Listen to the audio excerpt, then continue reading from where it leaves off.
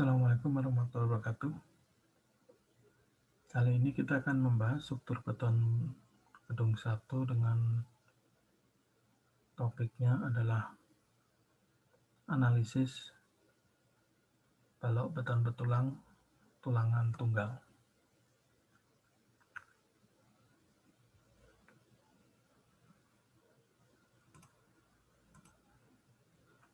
Jadi analisis balok beton betulang penampang persegi dengan tulangan tunggal. Sebenarnya aplikasi balok betulang dengan tulangan tunggal ini sangat jarang, bahkan mungkin tidak pernah ada ya diaplikasikan di lapangan. Tapi dalam perhitungan desain atau analisis terkadang ini digunakan. Ya, kalau umumnya dia menggunakan tulangan rangkap, tapi untuk menganalisis tulangan rangkap kita akan coba secara bertahap memahami tulangan tunggal. Ya, jadi kalau kita lihat balok umumnya pasti di sini ada sengkang. Nah, di sini juga ada tulangannya. Nah, seperti inilah kurang lebih. Tapi yang kita bahas sekarang adalah tulangan tunggal. Ini diaplikasikan mungkin untuk biasanya kita penutup selokan untuk plat itu ya. Bisa, tapi dalam analisis terkadang tulangan tunggal digunakan ya pada saat kita melakukan analisis. Nah, kita kembali lagi prinsip dari menampang diagram regangan, diagram tegangan suatu balok beton betulang dengan tulangan tunggal. Jadi kalau di sini cuman yang ada di bawah ini, maka dia adalah tulangan tunggal, maka ini adalah disebut sebagai AS. Jarak antar atas dengan bawah itu namanya D, jadi dimensinya adalah B per H. Untuk D-nya adalah H dikurangi dengan DS. DS itu dari mana? DS itu dari sini. Di sini ada selimut beton.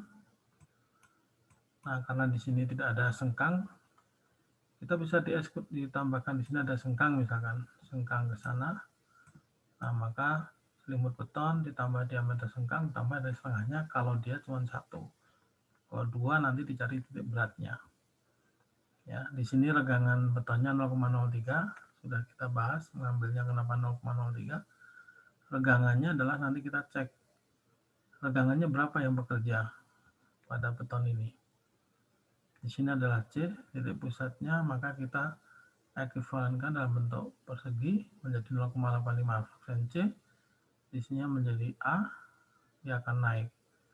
Karena C sendiri, A sendiri adalah C dikalikan beta 1, di mana beta 1 itu dipengaruhi oleh dari mutu betonnya. Di sini pas tengah-tengah. Jadi kalau saya bikin baloknya 3 dimensi misalkan ya, bikin 3 dimensi. Nah, blok tekan betonnya itu adalah seperti ini. Nah, jadi di sini itu ditekan, di sini adalah 0,8, di sini adalah B-nya, sedangkan di sini adalah nilai A-nya. Nah, di sini di bawah ada tariknya, di sini ada tekannya. CC adalah compressed concrete, tension steel. Nah, dalam menganalisis kita akan coba tahapannya. Nah, di sini saya punya 2 cara, atau saya akan tampilkan 2 cara dalam menganalisis balok beton bertulang penampang persegi dengan tulangan tunggal. Yang pertama adalah menentukan nilai beta. Beta di sini tergantung dari mutunya. Jadi kalau mutunya antara 17 sampai dengan 28, maka betanya langsung diambil 0,85. Tapi kalau di atas 28, maka betanya direduksi sebesar 0,05 untuk setiap kelebihan kekuatan sebesar 7 MPa di atas 28 MPa. Tetapi dibatasi hanya sampai 0,65. Jadi beta itu bisa dicari kalau dia di atas 28 itu bisa menggunakan 0,85 ya, direduksi sebesar 0,05 setiap kelebihan 7 MPa. Maka di sini adalah F absen C dikurangi dengan 28 MPa setiap kelebihan 7 MPa. Nah, jadi kalau F absennya misalkan 35 kurangi 28 dibagi 7 berarti 1. Berarti 0,85 dikurangi 0,05 kali 1. Maka menjadi 0,8. Nah, ini ada di materi sebelumnya. Berikutnya kita cek tulangan minimumnya. Nah, cek tulangan minimum ini berfungsi bahwa untuk dimensinya dengan bentuk mutunya dengan tulangannya, itu dia ada syarat minimumnya. Jadi nggak boleh lebih kecil dari minimum. Dan tidak lebih kecil dari 1,4 BW kalikan D dibagi FY. Jadi bisa dikatakan ambil saja nilainya yang paling, misalkan di sini tidak boleh lebih kecil. Kalau ini lebih besar berarti ambil yang di sini. Kalau ini lebih besar berarti oke. Berarti diambil yang paling besar nilai minimumnya berapa. Ini mutunya.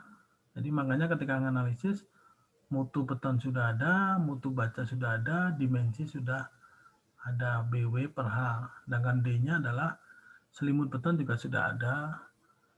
Itu semuanya sudah ada, tinggal kita melakukan analisis. Untuk cek tulangan maksimum, itu adalah sebesar 0,75 AS balan. Jadi ini kalau kita hubungkan, sebenarnya ada hubungannya pada saat kita belajar under reinforce dan over reinforce. Ya, di sini biar tidak jadi over reinforce kita ambil 0,75 dari AS balan. AS balannya adalah sesuatu yang ideal dan itu susah untuk terjadi karena di sini kan materialnya dari beton ya. Jadi tergantung dari campurannya.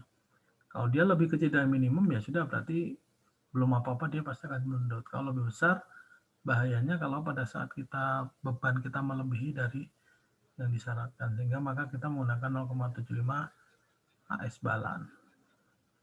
Nah, AS balan di sini adalah 0,75 AS balan. AS balannya dari mana? Itu dari rho balan kalikan BW kalikan D. Rho balannya adalah dari sini. Nah, yang bawah ini adalah untuk mencari nilai rho balannya itu kita menggunakan rumus yang ini. Atau kalau dari sini ini ada materi dari Pak Ambar, kalau Anda punya referensi dari Pak Ambar. Jadi di sini ada langkah-langkahnya. Yang pertama kita cari dulu kondisi balan. Jadi kalau saya punya grafik seperti ini, nah di sini 0,003, di sini adalah C-nya, di sini adalah regangannya, di sini adalah D-nya. Nah kondisi balan adalah, ini kondisi C balan, yaitu C balan dibagi dengan 0,003 dibagi dengan, karena dia adalah kondisi balan, di sini adalah D dibagi dengan ES ditambahkan, nah di sini adalah 0,003. Jadi di sini adalah kondisi balannya. Ya, jadi CB rumus segitiga dibagi ini sama dengan dibagi segitiga besarnya. Ya. Nah, ES-nya itu tegangan dibagi regangan. Kalau kita tegangan dibagi modulus elastisitas. Jika modulusnya diambil 200.000, maka C balannya kita turunkan, maka menjadi 600D dibagi 600 per Fj. Nah, kita juga mengenal keseimbangan. Jadi, tadi ini tegangan regangan, jadi saya bikin di sini ya. Nah, di sini ada nilai CC, di sini ada nilai TS. Nah, keseimbangannya berarti untuk aman adalah harus seimbang, CC sama dengan TS. Nah, CC-nya dari mana? CC-nya adalah 0,85 F absen C kalikan AB. Jadi, tadi yang saya gambarkan tadi, CC-nya itu, nah karena dia tekannya di sini, maka ini adalah 0,85 F absen C, di sini adalah nilai A-nya, di sini kali B-nya, jadi volumenya. Sedangkan TS itu ada di bawah, itu tergantung dari tulangannya. Di sini adalah T, maka rumusnya adalah AS balan dikalikan dengan FY. Maka ada 2 C balan dari diagram tegangan, C balan dari diagram tegangan. Nah, kita persamakan, maka setelah titik C turunkan, dapatkan nilai yang ada di sini. Nah, setelah kita sudah cek rho minimumnya berapa, rho balannya, rho minimum berapa, rho maksimum berapa, selanjutnya kita asumsikan dulu. Karena kita nggak tahu, tadi kan kita nggak tahu ini akan kepakai berapa, ini kepakai leleh atau enggak. Ya, pada saat kita awal masalah tulangan, kita udah tahu di sini adalah ES, di sini adalah FY. Jadi kalau ES-nya itu ketemunya di sini, lebih besar dari, ini adalah EJ, maka di sini akan menggunakan yang ini. Kalau dia kurang dari EJ, maka akan menggunakan nilai FS. Nah, sehingga kita nggak tahu apakah yang kita asumsikan di dalam peraturan adalah betonnya mencapai regangan 0,03. Nah, keseimbangannya untuk mencapai 0,03 itu akan meregang berapa untuk bajanya. Ya. Sehingga kita rumus keseimbangan lagi dengan mengasumsikan misalkan tulangan nanti di sini itu akan leleh. Jadi artinya ES-nya itu lebih besar daripada EJ. Sehingga FS yang digunakan menggunakan FY. Sehingga didapatkan CC sama dengan TS. CC-nya adalah tadi sudah 0,85 F absen kali AB. TS-nya adalah AS kalikan FY. Karena apa? Karena kita sudah asumsikan leleh. Kalau nanti asumsinya belum leleh, maka di sini menjadi FS. Jadi tergantung asumsinya. Ya. Nah, setelah kita tahu CC sama dengan TS, maka CC sama dengan, kita sama dengan AS kalikan FY. Yang namanya analisis ini pasti sudah ada. Yang ini sudah ada, yang ini juga sudah ada, yang ini sudah ada. Yang belum adalah nilai A-nya. Maka nilai A-nya kita bisa dapatkan A sama dengan yang ini AS kalikan FY dibagi dengan 0,85 F absen C kalikan B. Nah, kita akan dapatkan A. A itu kalau kita jadikan C, itu berapanya? A sama dengan beta kalikan C. Ya. A itu sama dengan beta 1 kalikan C. Nah, beta 1 tadi sudah kita dapatkan berdasarkan dari mutunya. Nah, kalau ditanya C-nya berapa? Kalau kita sudah dapatkan C sama dengan berarti A dibagi dengan beta 1. A-nya tadi dari sini, betanya tadi yang sudah tentukan, maka C akan dapatkan. Karena C sudah didapatkan nilai ini, maka kita harus kontrol. Tidak, tadi kita asumsikan. Maka kita harus cek yang kita asumsikan tadi, benar nggak bahwa regangannya akan melebihi nilai EJ-nya. Kalau memang sudah sesuai asumsi, ya sudah, maka hitungan benar. Kalau tidak, maka kita akan rubah. Nah, kita asumsikan regangan S sama dengan D min C dibagi C kalikan regangan C. C itu konkret. Pada C-nya adalah 0,03. Nah, di sini kita pakai segitiga ya, pakai rumus segitiga. Jadi D min C itu berarti yang ini ya, D min C. Nah, ini adalah D min C, karena D-nya yang ini, C-nya yang ini. D min C, ya mungkin yang ini ya, ES dibagi D min C sama dengan regangan beton dibagi C. Nah, sehingga kita dapat tentukan. Jadi, saya tulis di sini aja. ES dibagi D min C sama dengan, nah, karena ini di sini berarti regangan C dibagi C. Nah, sehingga kalau saya cari di sini, maka ini pindahkan ke atas, maka dapatkan nilai yang ini. Nah, kita tinggal cek ES itu ada di mana. Nah, EY-nya dari mana? Tadi kita sudah dapat. Rumusnya adalah modulus sama dengan tegangan dibagi regangan. Kalau regangan sama dengan modulus dibagi nilai E-nya. Nah, ini karena EJ, maka ini juga EJ. Nah, EJ-nya ada di posisi mana? Ini di posisi mana? Ternyata ES-nya yang kita cari tadi, atau yang sudah kita asumsikan tadi, lebih besar dari EJ. Maka sudah pas asumsinya. Kalau sudah pas asumsinya, kita tinggal mencari nilai MN-nya. MN dari mana? Nah, dari sini. Titiknya di sini. Maka CC dikalikan lengannya di sini. Ini saya tulis misalkan Z. Jadi CC kalikan Z. Nah, karena titiknya di sini, TS kalikan 0 ya, nggak usah dihitung. CC-nya tadi berapa? 0,85 F dikalikan B. Z-nya adalah D min setengah A. Jadi kita akan ketemukan. Nah, inilah kapasitas dari kekuatan balok beton bertulang tadi. Kalau MU-nya dari mana? Nah, dari yang kita hitung dari Macrack. Nah, sekarang kita tinggal faktor reduksinya P. Dari mana? Lihat grafik di sini. Regangannya ini nilainya berapa? Kalau regangannya nilainya di sini, maka kita ambil di sini rumusnya P sama dengan yang ini. Kalau regangannya lebih besar dari 0,05, misalkan di sini tarik berarti 0,9.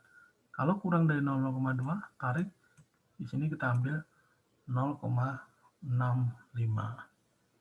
Ini sudah ada, maka dapat momen rancangnya. Ini momen nominal dikalikan jadi momen desainnya.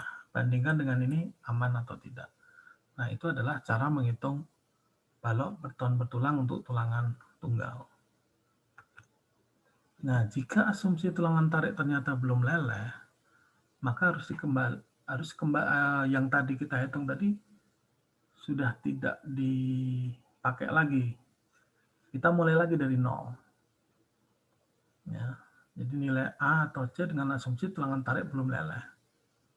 Jadi kita ambil lagi di sini, CC sama dengan ini.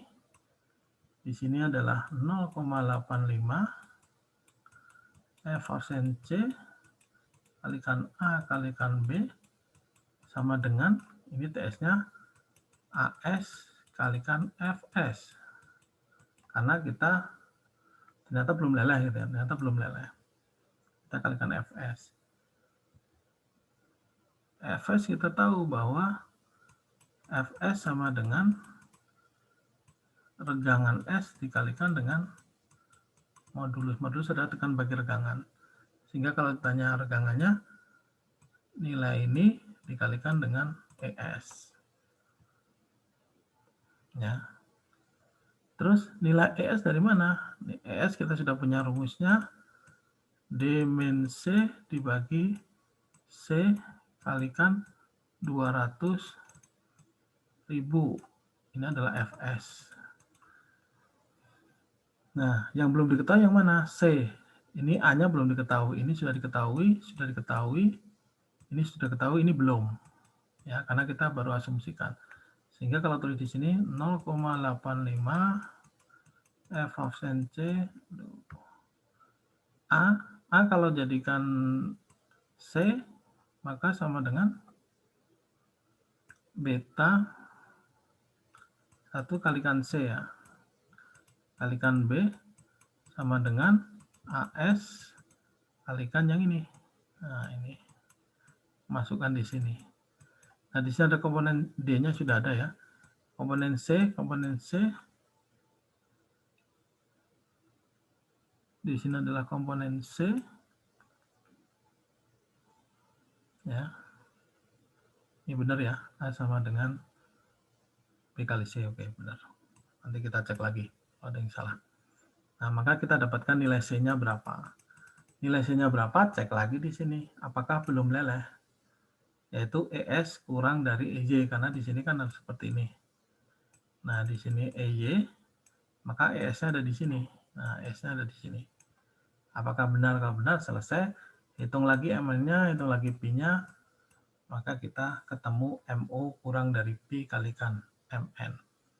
Jadi yang di sini kalau memang ternyata asumsi tadi itu salah, ternyata belum leleh, maka yang hitungan tadi tidak dipakai. Kita pakai yang ada di sini. Untuk nilai P-nya serat terluar ya. Serat terluar itu yang paling luar biasanya tegangan tarik. Ya. Jadi kita hitung ulang di sini. Sebenarnya asumsinya tidak harus dari leleh. Asumsi dari belum leleh, kalau kita udah punya value engineering, kita sudah punya logika perhitungan, langsung aja asumsinya belum leleh. Tulangannya. Terutama kalau tarik biasanya sudah leleh. Tapi kalau nanti sudah kombinasi tulangan rangkap, nah tulangan rangkap di atasnya kemungkinan belum leleh. Langsung Anda asumsikan dari awal. Ya. Ini untuk cara pertama. Nah, cara kedua ini sebenarnya hampir mirip, cuman cara menentukan duktilitasnya yang berbeda.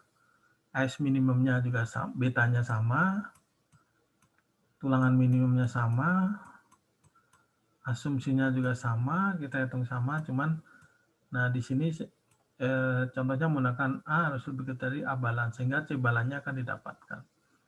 Ya, jadi bisa menggunakan cara satu, cara dua. Cara dua ini memang sedikit berbeda. Ini sebenarnya kita mencoba nilai A, kita cari itu apakah A itu lebih kecil dari C balan.